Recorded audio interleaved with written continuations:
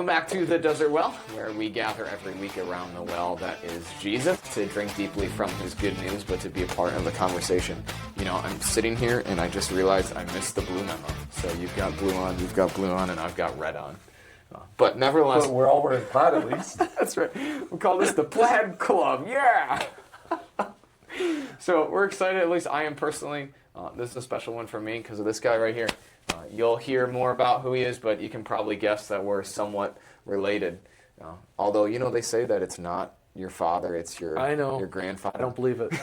I do not believe it. And, you know, both I haven't... my paternal grandfather and father have the same style. There you go. But so I'm not there yet. I'm still working on the halo, but maybe eventually someday I'll get there. Anyway, Derek, let's.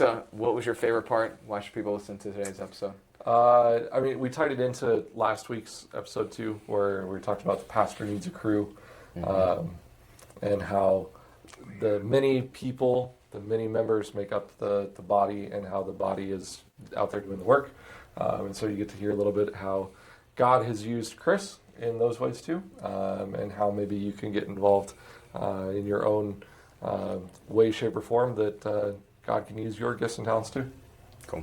I would say my favorite part was getting to hear the ways in which you didn't expect God to be at work in your life. And I think that's a very relatable thing for pretty much anybody, and something that as we hear other people talk about it, we get encouraged and are encouraged by it, because it helps us have hope for sort of our own future, our own story. So enjoy this week as we gather around the well that is Jesus. So you're here. I am here. I think for me it's when you had Scott on and you said this is a special one for me. Do you remember that? This feels like I should say the same thing. This is a special one for me, and that my dad is here. And so I always knew, I think, or I always wanted to have you on in some way, because I think you have a good story, and at least from my, I mean, I think I would say the story I would tell was that in high school, I sort of started actually taking faith somewhat seriously, and then, there's a lot of other nuances in there too.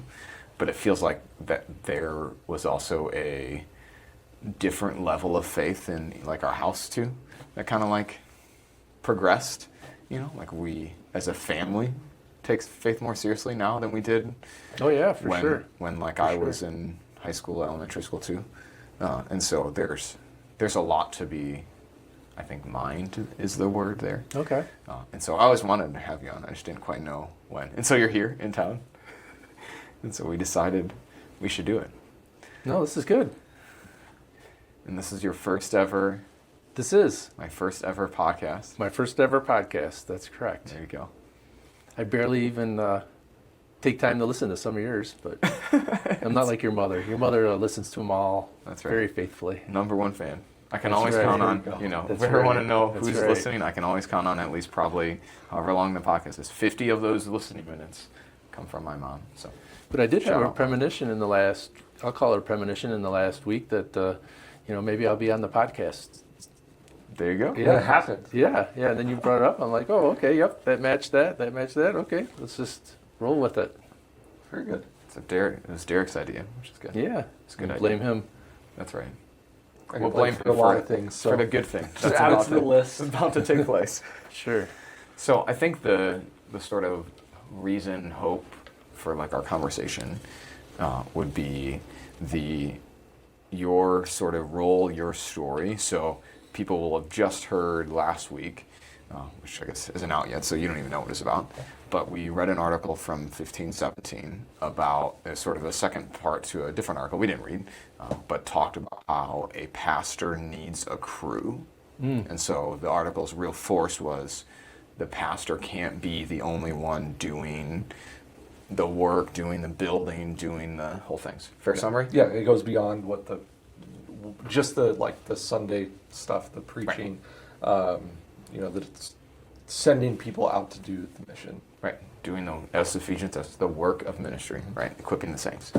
And so I think your story and where you've kind of ended up is a great segue to that, or a post, segue is not the right word, a post thing, a follow-up to that, kind of a how does how you have served in the past, and then like how you currently serve now as you're part of the crew of your pastors, I guess, in Michigan. So, I think, you tell me if you want to do something different, I think it would be good for us to kind of track, like, let's do hey, what do you do now? And then maybe we'll kind of do like an epic story form. So it'd be here's what I do now, and then let's rewind and kind of like follow your journey. I feel like before we do that, we should actually introduce him. Oh, that's... I mean, I've said he's my dad. Yeah, well, who is your dad? Right, so this is my dad, Chris Townley. The only time I call you Chris is when you come for communion. There you go. Or it's kind of like Aaron when we're, because Aaron works. My brother. Yeah, Aaron, Jared's brother. We work together, so he's like, he doesn't know what to call me, so he's like, calls me Chris. Does he call you Chris? Yep, when we're on like a Teams formal call or a I guess like a working with conference call corporations, like that would be kind of weird to be like, hey Dad. Hey Dad, what do you think about this? Yeah. And you always laugh and take it kind of humorously when I call you Pastor Jared. Right? That's true. It's Pastor Jared. You kind of like. And usually I tell you, stop it, don't call me that. Don't call me Pastor Jared. I'm your son Robert, first. You're Pastor Jared, right? True. So my dad, I guess for all of my life is probably, most people would say, oh, this is my pastor for the last 5 years. This is my dad the rest of my whole life. There you go. How do I want to describe you to people? I would say you're a thinker, a wanderer. You love to wonder about things. I'm a T and a W. Yeah, so he knows the working genius stuff we've been leading people through. Tenacity and wonder. That's not. Genius. I feel like that's not normal. Tenacity and wondering. Because they're on the opposite ends. Right. This end. So say a little bit more about that, because not everybody knows about working genius. Oh, so the working genius, it talks about 6 different geniuses you have, and they spell the word widget, W-I-D-G-E-T, widget. Did you know that? We've talked about this. The widget part? Yeah. Oh. Okay. So I'll probably murder what the ones they are, but yeah.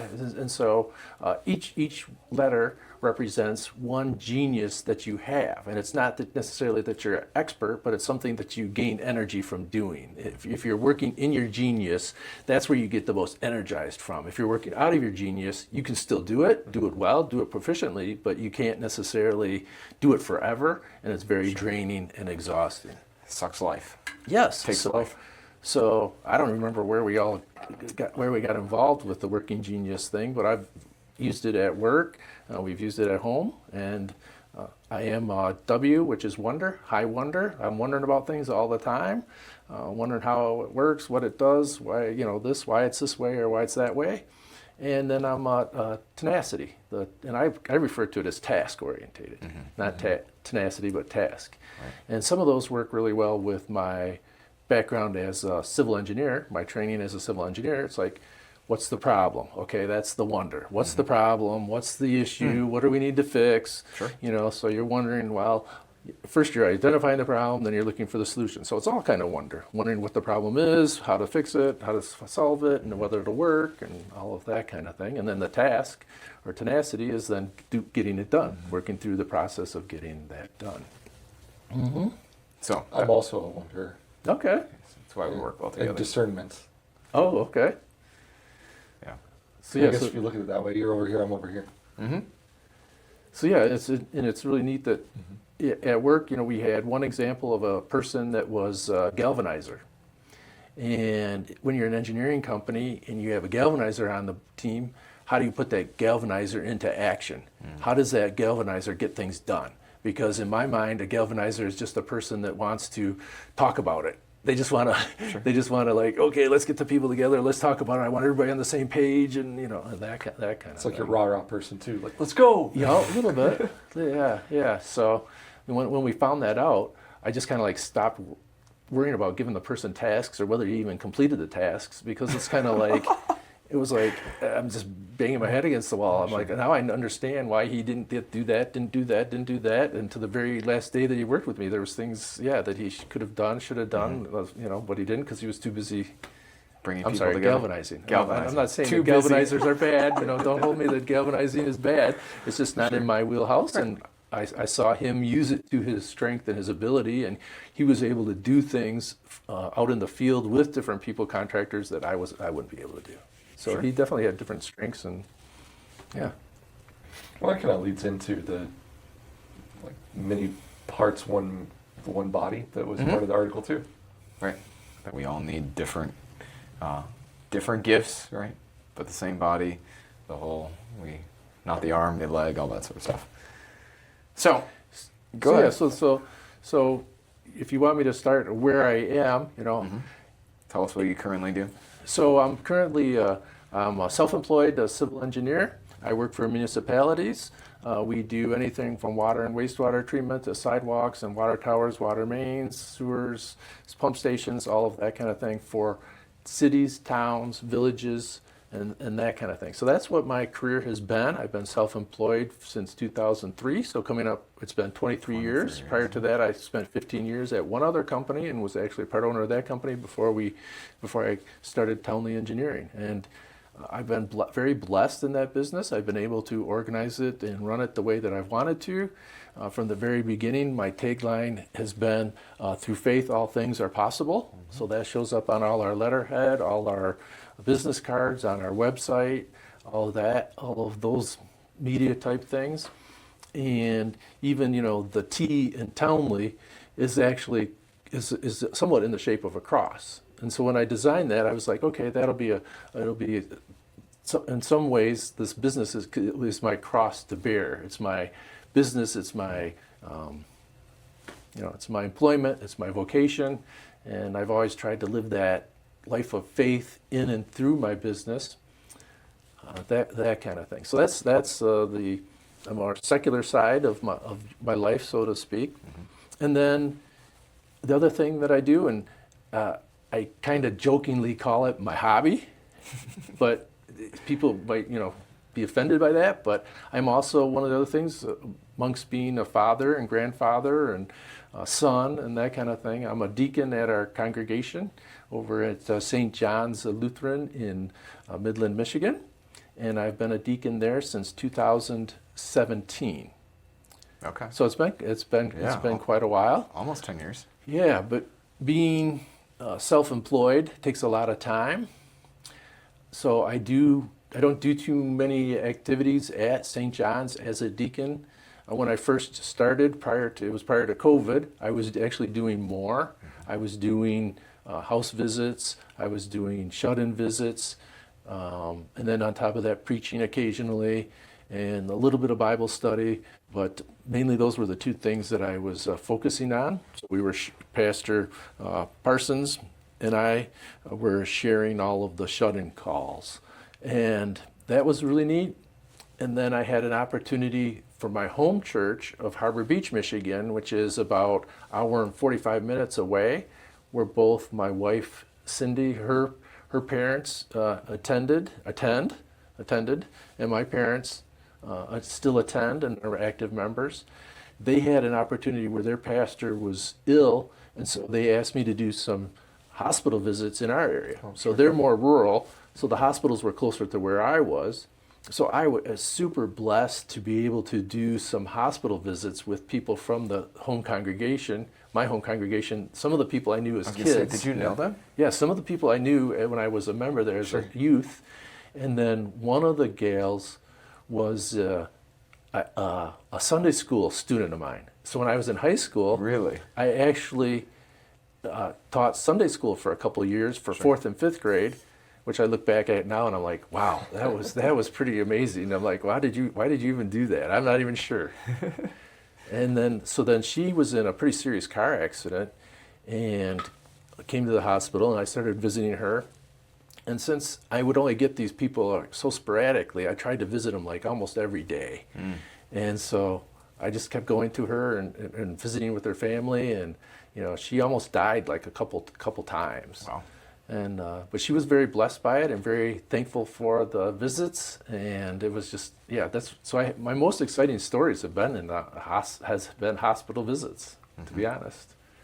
Sure. So the serving as a deacon, right? Still working full time. I'm curious. I don't think if I've heard it, I've forgotten. Like how did you settle on the all through faith all things are possible? I don't think I've ever heard that story. How did you choose that? I don't know if there is really much of a story. I've always liked the Philippians 4:13 verse. My confirmation verse. Right, right. So I've always loved that verse, and so I just kind of tweaked it a little bit. And I thought of when I started the business, it wasn't something that I really sought to do. So like even preparing for today, I kind of thought, well, what would the topic be, or what would the tagline be? I think it would be, I never. Okay. I never thought that I would start my own business. Sure. And so when that situation happened, I needed to lean on my faith more in order to figure out which direction I wanted to go, and Right. in order to start that business and to start down that path. So I never, for the 15 years, 20 years before that, whatever, I never planned on starting a business. Right. It wasn't something that you were looking to do or Right. planning to do or even desiring to do. It was somewhat forced upon you. So because of that, relying on my faith to help guide me into the business, I kind of at that time, said, okay, God, if this is going to happen, this is what needs to happen, and I'm going to just rely on you, and you kind of try and make it happen, and we'll see where it goes. And then 3 years almost later, here we are. And you're trying to, yeah, isn't it neat? I mean, it's like I was in elementary school, I think, when that happened. So Yeah, 2003. You Yeah. graduated in 11, So I would have been what? 4th grade. Yeah. So like as an elementary school kid, I didn't really know. I mean, the only thing, I think we talked a little bit about this, like just hey, we can't go out to eat very much anymore, as much as we used to, and like that was kind of all that I knew as a elementary kid. I was never really afraid or anything like that. Well, But like good. from your perspective, I could see how like that would be I don't know, call it a test or a trial of faith. Like Oh yeah. I mean, yeah, to lose or to sort of be, hey, you're done here, Yeah. and now you're out on your own, figure it out. Like, I mean, that's Now you got to figure out the income side of things Right. and make it work. And especially Right. being self-employed. Yeah. I mean, it's like Right. you got to drum up your figure own. out the self-employment tax and how all that stuff works. And But again, I've just been so blessed. At that time, Cindy was still working, even though she was That's only true. working part-time. She was still working, so we had insurance and some income coming there. My mother is still doing income taxes, and so, she still does my income tax to this day, and she'll be turning 85 in December. Thanks, Grandma. Happy birthday, Mom, ahead of time. And thank you for all those years of tax service. Thank you. But yeah, and both of my parents have been self-employed most of their life. So I grew up in a self-employed household where when the phone rang, it was like, hello, this is H&R Block, or this is Harvard Beach Agency. I mean, that's, at home the phone would ring, and that's Sure. how you would answer the phone. I never answered the phone as, hi, what's going on, dude? Really? No, because it was Like was you get almost business always calls right to the house? Yeah, back Because they would ring through. they would ring, prior to cell phones and all that kind of thing. There was a hard wire that would ring downtown at the office, and it would ring at home. And I'm pretty sure, looking back, we had 2 different phones, 2 different numbers, and they would ring different, and yeah, pretty high tech for the time. Right. yeah, I don't think I was ever allowed to answer our phone other than, Yeah. hello, this is the blessings, or something along those lines. Sure. Because oftentimes it would be somebody calling about business, because my Right, parents right. own their own business too. Right. And I'd answer, they go, Randy? Like, no, this is Derek. Sorry. Yeah, and here you are, kind of being in charge of your business, your school business. So you serve now there, but how did you, if you had to like chart a story, so we've talked here that most of the times we can't see what's happening in like the present, right? Like hey, I don't fully understand what God is doing to me in the moment, but that when we look back, then we can, or we try to, right, put together pieces and say, oh, I think God was doing this, or God was preparing me for this, or God was, fill in the blank. So it sounds like the sort of, in some ways, the Townley engineering thing is an example of that. Oh, for sure. But like if you had to chart like I don't know, call it a story of how did you get to where you were. So I'll steal your thunder and then throw it back to you. Okay. Like if you would have asked me as a high schooler, even like I think within the last like 10 years, will your dad ever go on a mission trip to like some other country? I would say, nah, probably not. Like, not because he doesn't want to, just like, I don't foresee why he would do that kind of thing. Like, you're doing lots of things, you're very busy here, there's lots of opportunities to serve here, so like, why go that? But you did. Right. And so help see, or maybe just reflect on how did you get to a point where that was kind of where you went, all those sort of things. All right. Well, first of all, I have to say, I never truly planned on going on a foreign mission trip. Sure. I've always had an appreciation for foreign missionaries, especially since being at St. John's, where we have a support of missionaries, and we have supported mission trips in the past where numerous people have gone. And so the end of February, beginning of March of this year is when I went on a mission trip to Cambodia. It was to Stronghold, Cambodia, which is the southern end of Cambodia on Fish Island. And it all just basically started as my interests are changing, as things are changing in your life. You're looking for different opportunities and different things to do. I contacted Amy at St. John's, who was in charge of the mission trip, and I simply said, Amy, I want to be on the mailing list. I want to learn about it. I want to learn about the process, because being an engineer, wondering, and task, Figure it out wonder first. what the process is, thinking what the tasks are, how do you get from A to B, and I said, just put me on the mailing list. Just put me on the mailing list. I just want to attend some meetings, or I want to find out more about it and see how it works and how it's funded and what do you do and how you pick the people. Okay, everything. And so I did that. And she said, okay. And then it was weeks later, we actually contacted each other and we talked a little bit about it.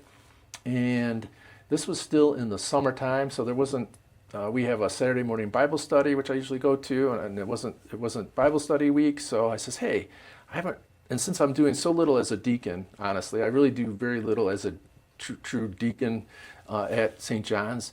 I says, well, hey, I feel the need or the urge, the inclination to go to church and visit pastor, and I'm looking for Pastor Kempen, because I haven't seen him. I see Josh, talk to Josh more regularly. And so I says, but usually when I go to church or to see him on Saturday, he's busy because he has open office hours, somebody's there, or he's not there, he's preparing for a sermon, or he's doing this, or whatever, it's just kind of, the stars never usually align to make it work, or whatever you want to say. And so I went there, and here he was there. Nobody else was there.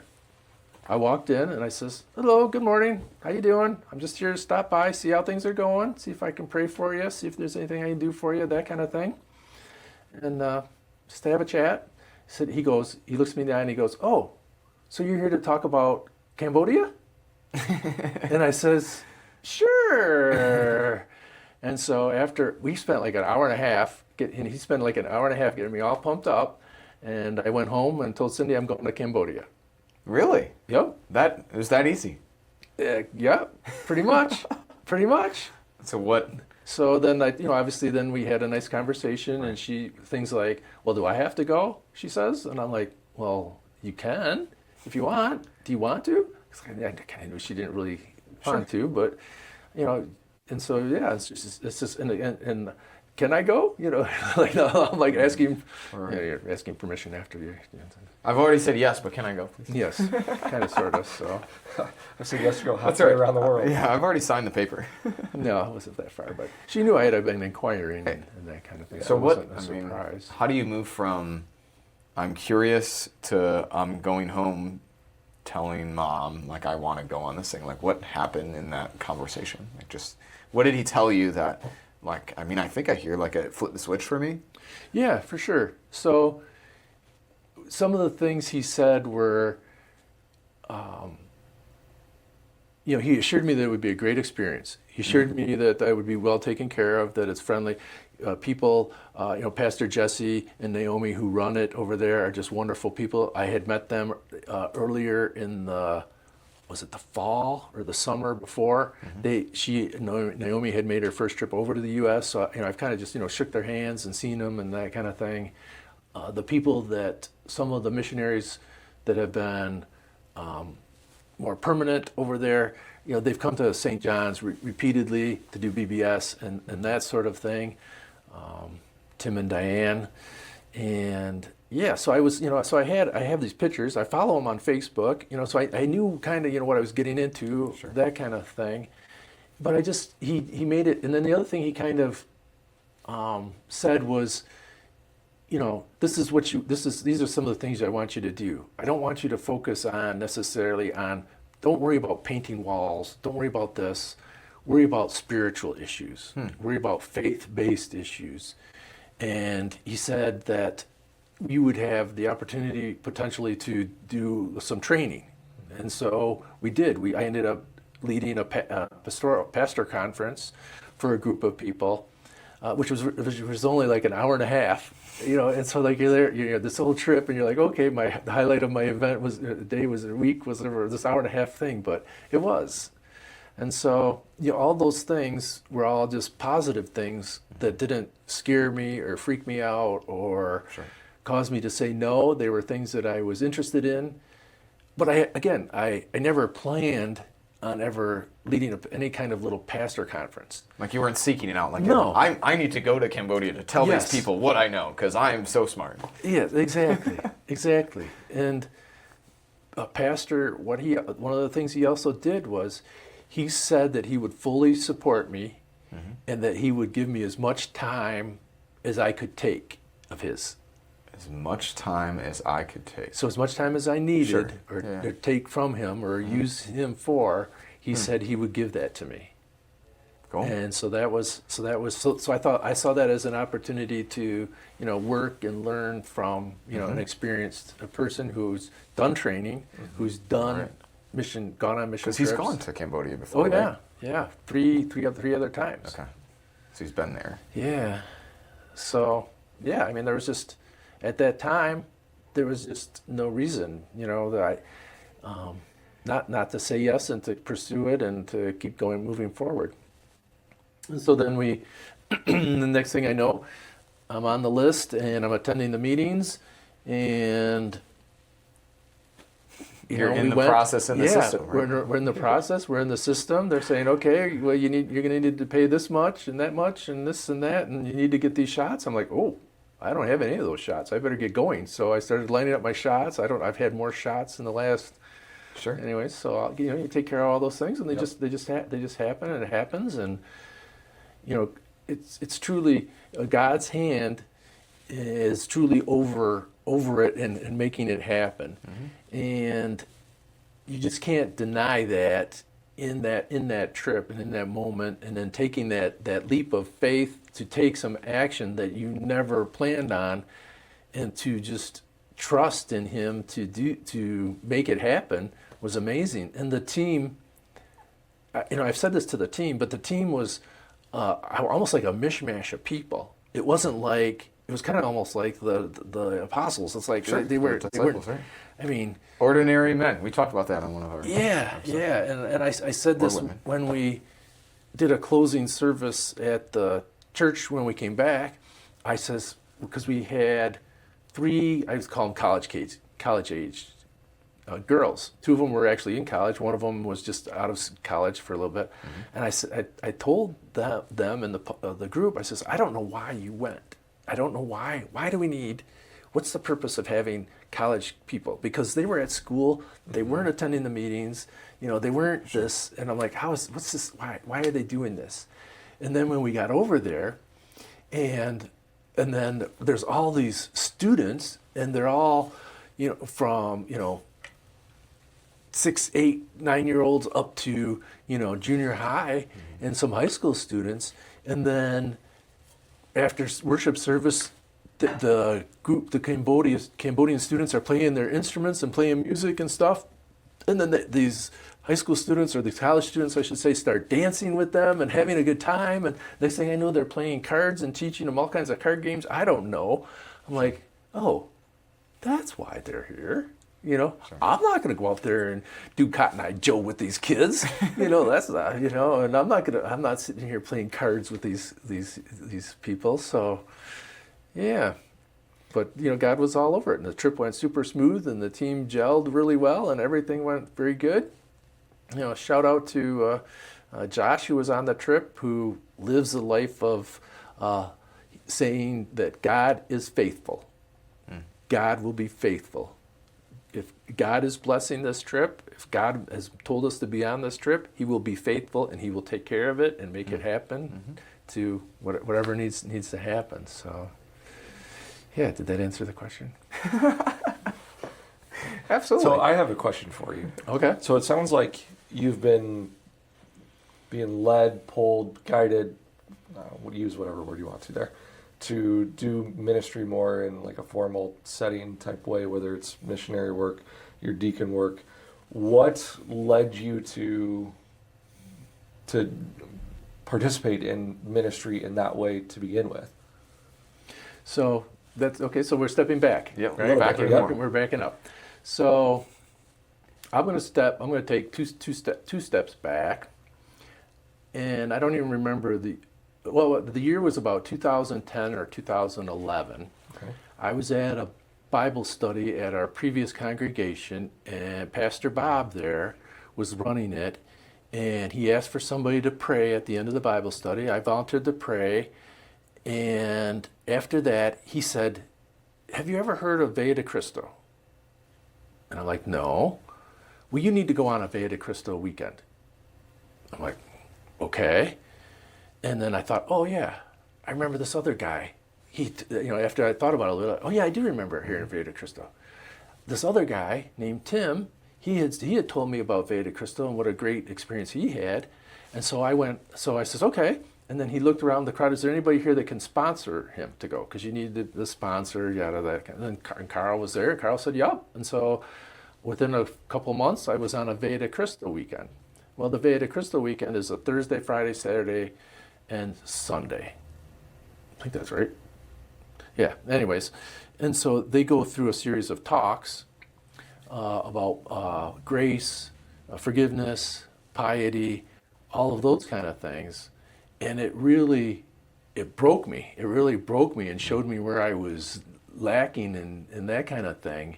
But then it really just energized me. It was like throwing gas on the little spark of faith that I had at the time.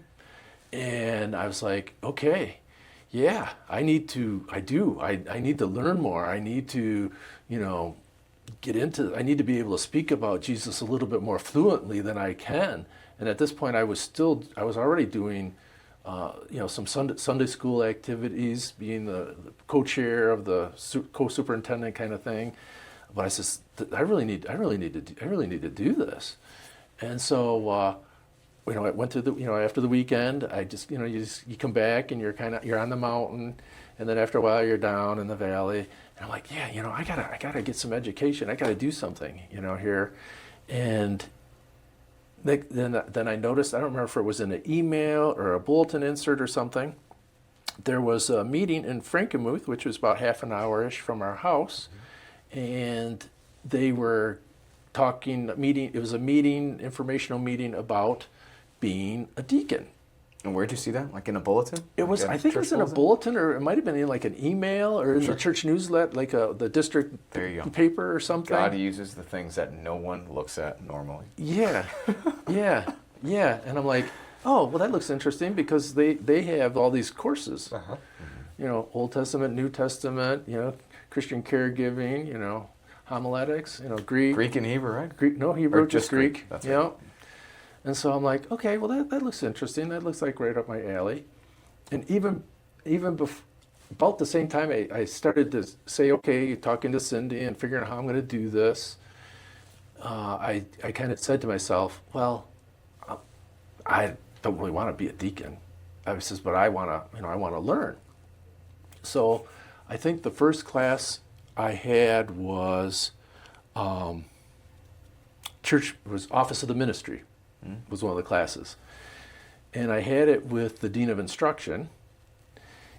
And I intentionally didn't finish the class because I said, they're never going to make me, there's that word again, I never am going to be a deacon.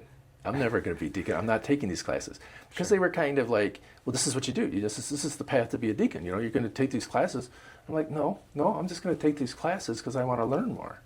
I'm just taking these classes to learn more. So by not finishing, they couldn't make you a deacon. Yes, exactly.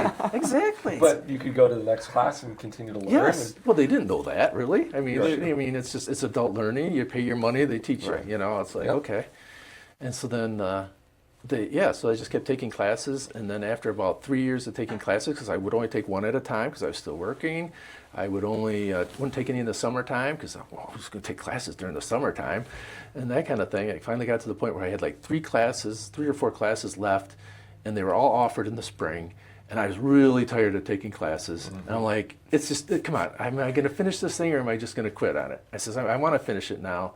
So I finished it, and then I was able to go through a credentialing commencement type service that fall, and full of grace, and some additional homework and things, fulfilled the requirements that I didn't complete, 3 years ago, that they still had records of that I hadn't really completed, and so I became a deacon, and so and then just becoming through that process of becoming a deacon really grew my faith, my comfort level, my experience, and it definitely, again, I never planned to do that. I never ever sought out or planned to preach. I never really intended to be somebody going to the hospital. I don't go. It's a weakness. I don't have a characteristic that just goes and seeks out people in the hospital because I'm concerned for them that way. But yet, when I do it on behalf of the congregation and that kind of thing in that role, then I feel like I'm adding value to the system. I'm participating in the system and supporting the pastors. And that's a cool way to look at it. I don't know that I've ever heard it described that way necessarily when you're doing a hospital visit or home visit or anything like that, that you are kind of representing the congregation in that moment too. And so it kind of takes it off of yourself a little bit. Sure. I see what you're saying. Like, it's so not, it's most not people like would say, like, thing. I'm, right, like, they want to see pastor, like, they want to see me. Right. But then, in your case, it's like hey, you're going, and it's like hey, we, I guess I try and do that. I'm like hey, we love you, we care about you. But, like, especially, it's hey, you're coming on behalf of the we of the church to say, right, especially for like we're Zion. with you. Like Zion, here I am showing up at the hospital for somebody, and they're like, "Well, who are you?" Right. Who Because are you? they don't know you. Why are you here? Right. And so I have to like reintroduce myself. Sure. Hello, I'm Chris Townley.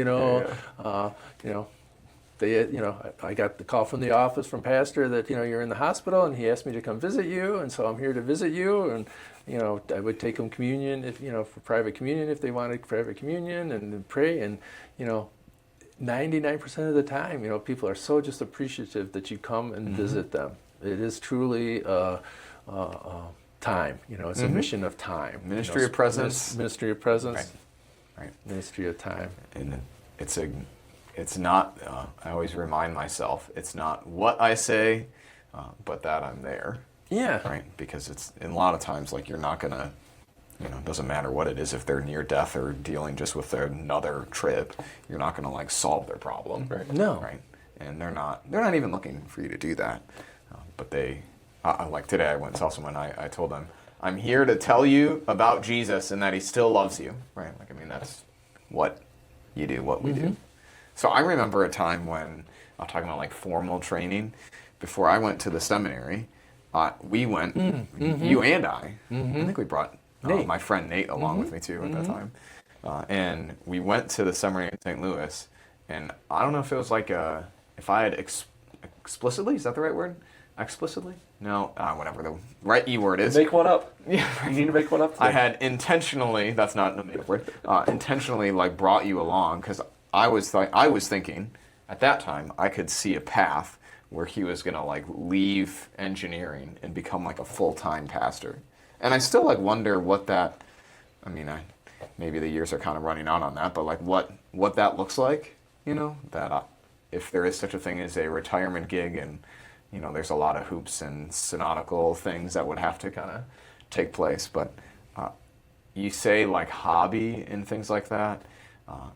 But is there like I don't know, you're nearing retirement, or you've been using the words transitioning from work, out of work, Yeah. or into something else. And I mean, you're spending a lot of time not doing the normal things, normal routine of work. So like, think about the future. Like, is there hopes and dreams for more formal work, more mission stuff? Like, what does Dad hope to do in the next years that God would give you? Yeah. Or is it, has- I don't know, because I never. Exactly. Exactly. So, what do I want to say? I mean, so yesterday, Derek and I had a conversation about a mission that Derek is involved in Liberia, Right. right? So, care and outreach. Hope and care. Hope and care. There we go. See, I'll get You it. got it. And so, it's an opportunity. So he's going to put me in touch with some people, and if I have, I don't know if lightning will strike twice, but if I have the same conversation as I had with Pastor Kempen that was so encouraging, and this was kind of like, why not? Then I'm open to do it. Sure. I've never planned on going to Liberia, right? Sure. And And I think when I brought it up to you the first time, I think you were like, no. I said, have you ever considered maybe going to Liberia or doing a mission trip to Liberia? He said, no. no.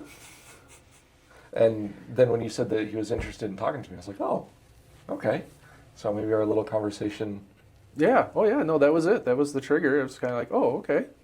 I mean, to me, that is, how God talks to us. Yep. It really kind of is. And before we run, I don't know how our time is going. You're good. Sure. You have something you want to say? Yeah, I kind of do. Sure. I kind of do. So, one of the things that I guess I'd like anybody who's still listening at this point. You made it this far. Thank you. I guess whatever, but do something. Sure. Just do something. You'll never. You probably won't regret it. You just need to do. You need to do something, and it doesn't have to be big. It doesn't have to be that mission trip. If it's working at doing a VBS, helping out at VBS, if it's writing a postcard, if it's praying for somebody, or writing a letter, or go visiting somebody at the hospital that or your neighbor, or whatever. I mean, these all sound so cliche and Sure. that, but you just. I figure sorry, You're good. if I There was an earthquake. Yeah. Thunder. yeah. Well, it was 2 weeks ago we were recording. There was an earthquake during the Did I- recording. We talked about that. I think I told Yeah. you. That was really cool. Sorry, go on. So if I can do it, you could do it, because I never planned on doing so many of these different things that God is probably working in you. So I know that there's probably some listener out there that's thinking, well, I've thought about doing this and I've thought about doing that. Well, just try to go do something that's in your wheelhouse, and you don't have to commit, but you can just do something. Well, and I like that though too, because again, we've talked about it on here, but more from like the commission minister pastor call type of thing, that God equips the called, not always the other way around. Oh, And definitely. So even if you think that you Right. It's not in aren't- your wheelhouse. Yeah, even if it's not something that you're an expert at or you have no experience in, if God is leading you to do that, then the likelihood is that He's going to equip you to do it. And it will succeed. Or be Yes. faithful, like you said yeah, earlier. and it will succeed. And so even if it's something that's out of your comfort zone completely, it can be, it might end up being a hobby, or I would even say like a passion in a way, right? That God has used your gifts and your talents that maybe you didn't even know that you had. Oh, right. Yeah, I agree 100%. And that Cambodia trip is all over it. Again, who wants to get on who willingly gets on an airplane and just flies for 15 hours to fly over from Detroit to Seoul, Korea? Who does that? And then waits a couple hours and gets on the plane again for another 5 to 6 hours to get to Phnom Penh, the capital of Cambodia. Who does that? You just don't do that. And you don't just survive it fairly easily. When we got there, it was like we were either so on adrenaline, or God was just taking such good care of us that, I wasn't like totally gassed or wiped out, and we were ready to go. This is what we've been praying for, and we were ready to go. I've been more tired this week than I was like that whole time I was over there. Oh yeah, grandkids are wonderful. I love them. So so again, he just will. He will just bless it and make it right. And doing a pastor conference, and so I have to preface some things, because when we say pastors, we have in the U.S. we have such a specific pastor. So the pastor conference I did was, it began with an hour and a half prayer session of all of the congregations that are part of a group of people that meet to pray in that area.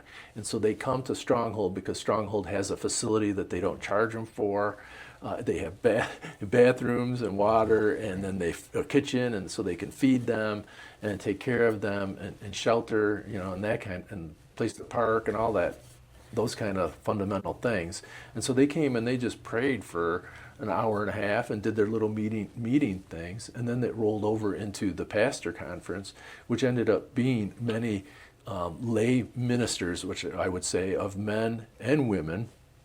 They were just people. Some of them were spouses of missionaries. There was a missionary there that was from Guatemala, serving in Cambodia. There was a new missionary there from Tennessee or Kentucky that had just come over with his Ukrainian wife, kind of thing.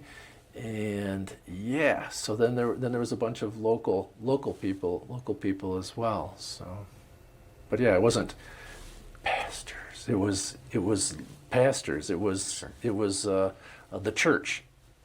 It was the church of all believers. Well, in some ways, it sounds like it was people like yourself, right? Like not necessarily in the traditional like called, ordained role, but people who are doing the work of ministry, right? Like they're doing the work of telling people about Jesus, of caring for them, of showing up for them, loving them wherever they are, giving and providing whatever need they have. Yep, and just my job as kind of guided and directed, was just to go over and encourage, support and encourage. Because these people have their own challenges, their own ministry struggles in the location that they're at, and I have no idea what those are. So I wasn't gonna go over there and tell them, well, you need to, paint it green and blue, and then they'll they'll for sure come to your church or whatever. No, it's like, just be encouraged in the Word. Right. It's sort of the best practices, the conference in Phoenix. The theme there's every year in Phoenix, there's a conference called Best Practices. It started, I think, just predominantly for pastors, but now is sort of I don't know, for all church workers. Pretty sure. And I know now it's for everybody. And then there's another one now up in... Right, there's one in Michigan now too. But anyway, the like tag there is always, you are not alone. And so they do like what I would call ridiculous hospitality. And so they have their like high school kids, I'm assuming, walking around with like trays of, Haagen-Dazs like ice cream bars or churros or snacks, and just it's a go and get your cup filled. And I think that not just pastors need to have that, but it's sort of like we all need that kind of encouragement. I mean, life is hard enough as it is, and so we all kind of just need that reminder. We're not alone. God is still here, and let's try and give you some of the tools maybe you need to go back and do the things that He's given to you to do. Yeah, for sure. To be loved upon. It's hard to be loved upon sometimes. It's hard to be loved upon? Loved upon, yeah. Sure. Or to accept love anymore? Yeah, sometimes. But sure. Feeling loved and appreciated fills your cup, like you say. And we experienced a lot of that there too. Seeing God in action, 4,000 miles away, something like that. It's a crazy number, right? Yeah, and it was just being on mission was just, God is everywhere. He's not just in the U.S. He's not just here. He's there. And yeah.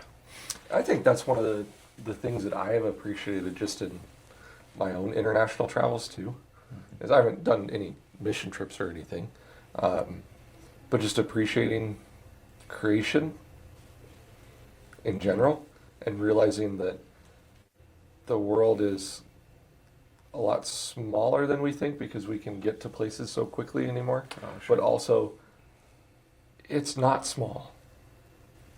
Right. That there is a huge. lot in between here in the United States and everywhere else in the world. Right. And there's a lot of creation, a lot of people that need to hear about Jesus, that also believe in Jesus, that are worshiping just like we are. And so we have brothers and sisters in Christ all over the world. And you think about it, but it changes your perspective on what it really means when you get to go. So Oh yeah, yeah. When I saw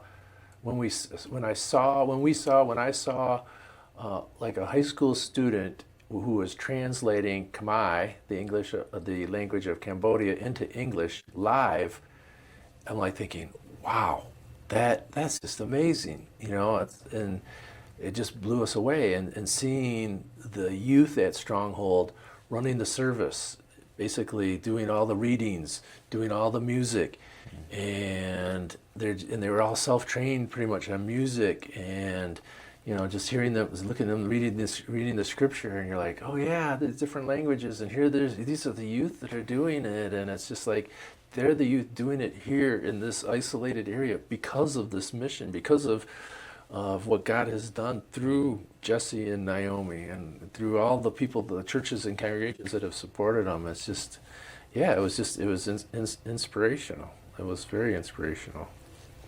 And then one of the side things is when you're on a mission trip, you could tell people, well, what are you doing here? Well, we're heading on a mission trip. Whether it's the TSA agent or the ticket office or the taxi driver or whatever. So you have all these opportunities to live differently, but it's really the way you should be living, here. I'm always on mission. Yeah, yeah. we should have that mindset though, right? Like we are always on a mission. Yeah.